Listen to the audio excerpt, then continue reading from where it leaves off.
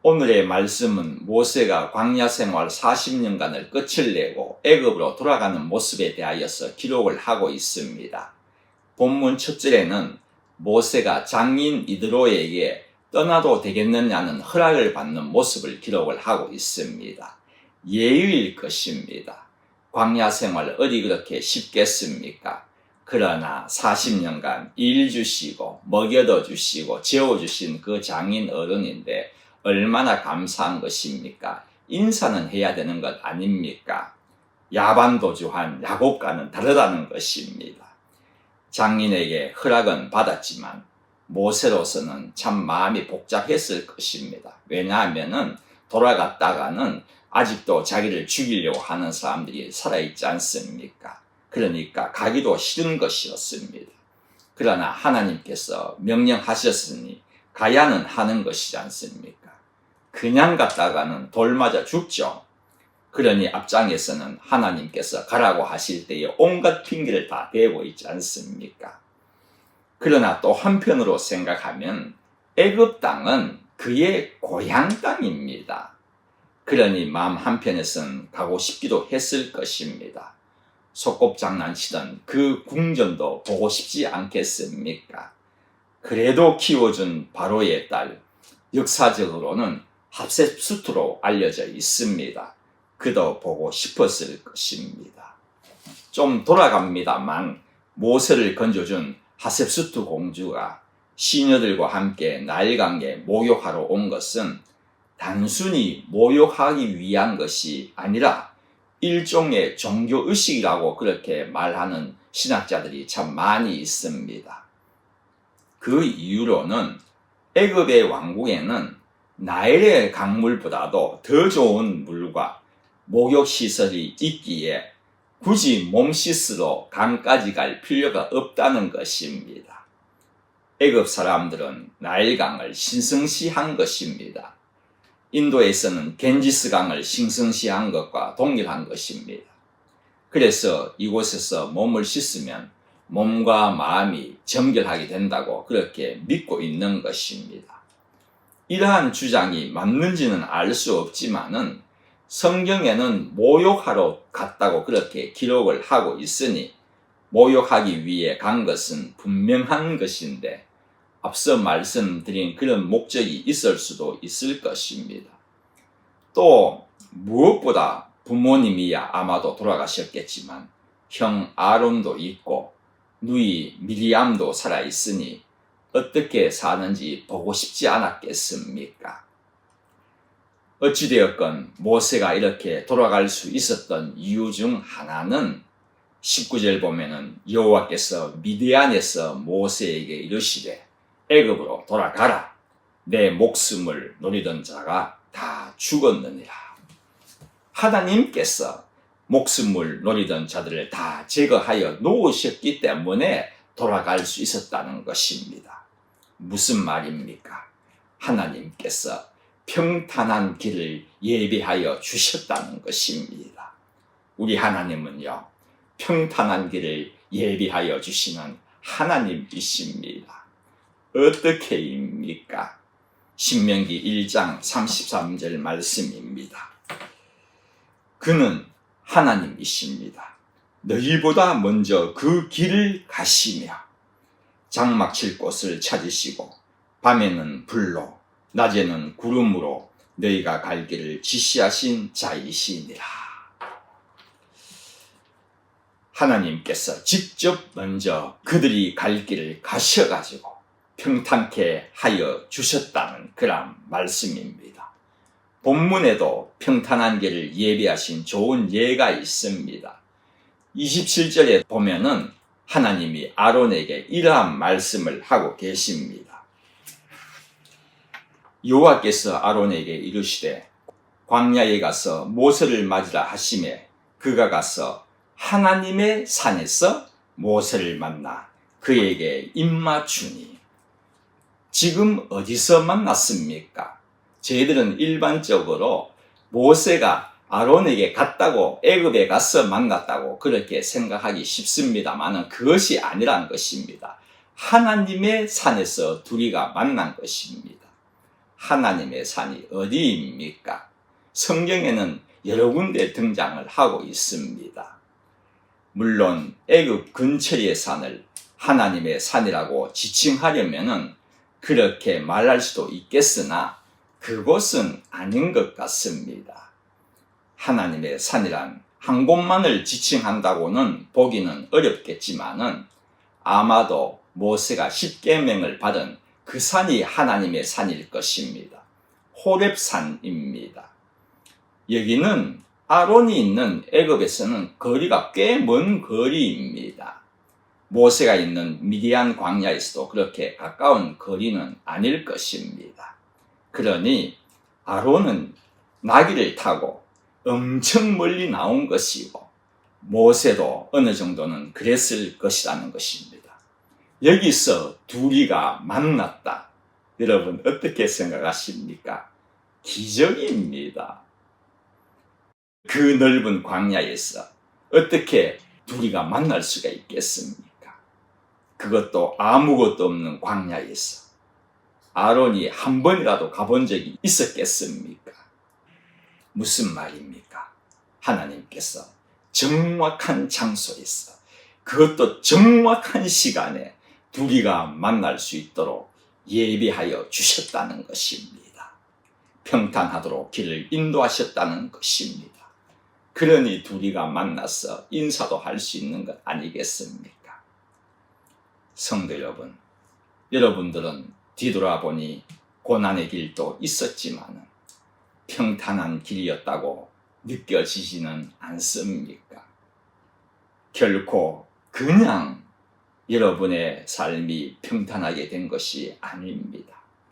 저희들은요, 눈치도 채지 못하였지만 하나님께서 여러분들이 가실 길을 먼저 가셨어. 그렇습니다. 하나님은 항상 우리보다도 먼저이십니다. 먼저 가셨어. 악한 세력은 물리쳐 주시고 걸림돌 되는 것이 있으면 다 정리하여 지워 주시사 평탄한 길로 인도하여 주셨음을 믿으시기를 바랍니다. 중요한 것은 앞으로도 평탄한 길을 걸어가야 하지 않겠습니까? 어떻게 하면은 평탄한 길을 걸어갈 수가 있겠습니까? 너무 앞선 말 같지만은 모세가 죽습니다. 신비한 일이 참 많이 일어났음을 여러분들 아십니까? 그동안 내리던 만나가 그쳤습니다. 구름 기둥, 불 기둥도 사라졌습니다. 광야에서는 물도 나오지 않습니다. 만나도 없습니다. 40년간 늘 따르던 광야의 기적들이 하나도 남김없이 다 그치고 말았다는 것입니다. 사실 그치는 것이 당연한 것 아닙니까? 이것은 오히려 그들에게는요, 어떤 의미로 생각하면은 신비한 경험입니다. 그치는 것이 말입니다. 왜냐하면은 태어나서 자신의 나이가 40이 되기까지 늘 만나가 주어지고 항상 구름 기둥, 불 기둥이 앞서고 광야에선 물도 나왔다는 것은 저희들에게는 기적같이 보이는 것이지만은 그들에게는요, 당연한 것으로 생각하였다는 것입니다. 자연의 순리란 이런 것이구나, 그렇게 생각하면서 살아왔다는 것입니다. 하나님의 은혜를 모르면서 살아왔다는 말입니다. 그런데 모세가 죽자 어떻게 됩니까? 갑자기 모든 기적들이 뚝 끊겨버렸습니다. 그들에게는 끊긴 것이 더 신기한 일이었을 것입니다. 이 모든 것들이 끊어지자 가장 걱정이 앞선 사람이 누군지 아십니까? 여호수아였다는 것입니다. 모세가 죽은 것도 그렇지만 앞으로는 기적이 일어나지도 않을지도 모르는데 이 불평 많은 백성들을 인도하려고 생각하니까 걱정이 앞섰을 것입니다. 그러니 여호수아는 하나님께 참 많이 기도하였을 것입니다. 하나님, 이제는 어떻게 하면 됩니까? 나는 기적 한 번 이룬 적이 없습니다. 한 번 있다고는 모세의 팔을 들었더니 아말렉과 싸움에서 이긴 것 그거 하나밖에 없는데 앞으로 이 불평 많은 민족을 어떻게 이끌어 갑니까? 라고 굉장히 기도하지 않았겠습니까? 그때 하나님께서 응답하신 것이 저는 여호수아 1장 7, 8절 말씀이라고 그렇게 생각을 하고 있습니다. 오직 강하고 극히 담대하여 나의 종 모세가 내게 명령한 그 율법을 다 지켜 행하고 우로나 좌우로나 치우치지 말라.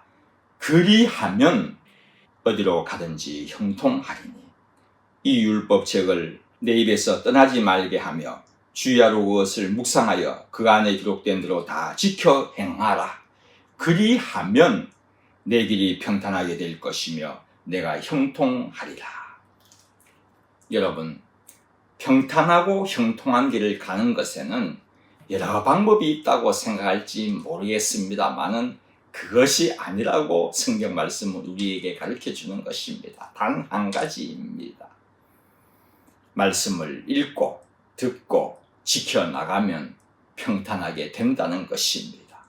그럴 때에 하나님께서 우리의 갈 길을 먼저 가시사 평탄하게 준비해 놓으시는 것을 믿으시기를 바랍니다. 20절부터는 애굽으로 돌아갈 때에 누구와 함께 애굽에 돌아가는 것에 대하여서 기록을 하고 있습니다. 그의 아내와 아들들이 같이 나오게 됩니다.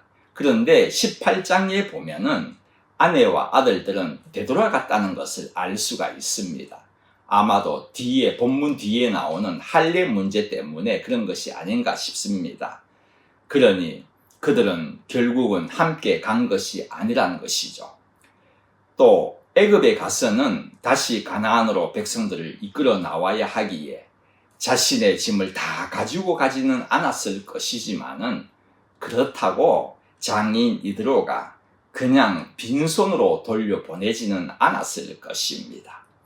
고향에 돌아가서는 짧은 기간이지만은 살기 위하여서는 양과 여러 짐승들을 쥐어줬을 것입니다.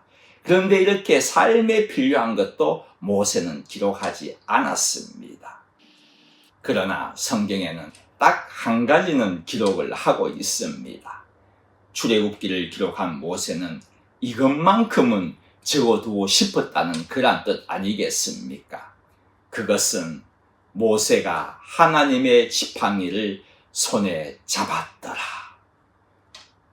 사실 모세가 여러 기적을 경험을 하였다 할지라도 바로가 누구입니까? 그 앞에는 세상도 떠는 존재 아니겠습니까? 또 자기를 죽이려고 하던 백성 앞에서 서는 것은 어디 쉬운 일이었겠습니까?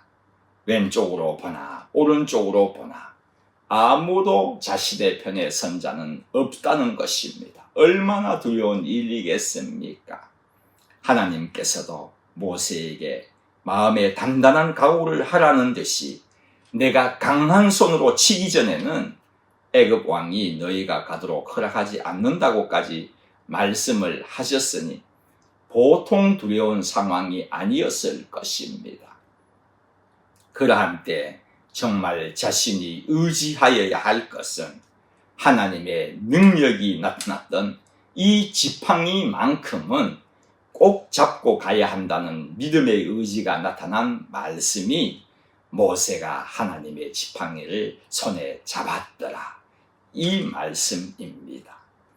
그에게 필요한 것은 다른 것이 아니었다는 것입니다. 하나님의 능력의 지팡이였다는 것입니다. 이 지팡이는 모세가 손에 쥔 것이기도 하지만은 4장 17절 보면은 너는 이 지팡이를 손에 잡고 이것으로 이적을 행할지니라. 즉 하나님께서 쥐어주신 지팡이였다는 것입니다. 성도 여러분, 여러분에게는 무엇을 가지고 또한 의지하면서 살아가고 있습니까? 우리에게는 모세가 가진 그 하나님의 지팡이는 가질 수도 없습니다. 던지면 뱀이 되고 꼬리를 잡으면 다시 원상하던 그 지팡이, 내밀면 홍해가 갈라지고 또다시 내밀면 물이 덮쳤던 그 지팡이, 치면은 생수가 콸콸 흘러나오던 그 지팡이는 저희들의 손에는 가질 수가 없습니다. 그러나 우리에게도 그것과 동일하게 역사하시는 하나님의 지팡이가 있다는 사실을 아십니까? 모세의 지팡이가 어떻게 하나님의 지팡이가 되었습니까? 하나님께서 모세에게 말씀하셨습니다. 내 손에 있는 것이 무엇이냐? 지팡이입니다. 그것을 던져라. 믿음으로 던졌더니 그랬더니 뱀이 된 것이지 않습니까? 또 말씀하십니다. 내 손을 내밀어 꼬리를 잡아라. 손을 내밀어 꼬리를 잡으니 다시 지팡이가 되었지 않습니까? 내 손을 품에 넣어라. 나병이 되고 빼넣어라. 다시 원상 복귀한 희게 변한 것입니다. 무슨 말입니까? 하나님의 지팡이란 하나님께서 말씀이 주어지고 그 말씀에 믿음을 가지고 행할 때에 하나님의 지팡이가 되었다는 것입니다. 즉 하나님의 지팡이란 말씀의 지팡이입니다. 조금 전 말씀드린 것 같이 우리는 모세가 가진 그 하나님의 지팡이는 가질 수도 없습니다. 던지면 뱀이 되고 꼬리를 잡으면 운상으로 변하고 내밀면 홍해가 갈라지고 또다시 내밀면은 원상으로 다시 물이 이렇게 덮치는 그러한 지팡이, 치면은 생수가 콸콸 흘러나오던 그 지팡이는 우리의 손에는 쥘 수는 없습니다. 그러나 하나님의 말씀을 붙잡고 믿음으로 살아간다면 우리의 삶을 인도하는 것은 말씀이 하나님의 지팡이가 되어 인도하여 주시는 것입니다. 여호와는 나의 목자시니 목자가 지팡이가 없는 목자가 어디 있습니까? 나의 목자시니 내게 부족함이 없으리로다. 4절 말씀입니다. 내가 사망의 음침한 골짜기를 지날지라도 해를 두려워하지 않을 것은 주께서 나와 함께 하시니라. 주의 지팡이와 주의 말씀의 지팡이와 말씀의 막대기가 나를 안위하시나이다. 보살펴 주셔서 두려움이 없게 해 주신다는 말씀이지 않습니까? 말씀의 지팡이를 손에 쥐고 살아갑시다. 어느 것도 우리의 앞을 가질 수 없고 또한 이길 수도 없을 것입니다. 이것만은 우리의 손에서 놓치지 않는다면 저희들에게도 하나님이 함께 하시고 오늘도 놀랍도록 역사하시면서 인도하여 주실 것입니다. 기도드리겠습니다. 하나님, 말씀에 순종하면은 저희들을 평안히 인도하여 주시사 형통한 길이 놓여진다는 것을 저희들 잘 알고 있습니다. 그러나 알면서도 불순종의 길을 걸을 때가 참 많이 있습니다. 저희들의 생각과 마음을 고쳐주시사 이제부터는 전보다 더욱 하나님의 말씀과 함께 걷는 죄를 되게끔 인도하여 주십시오. 예수님의 이름으로 기도드립니다. 아멘.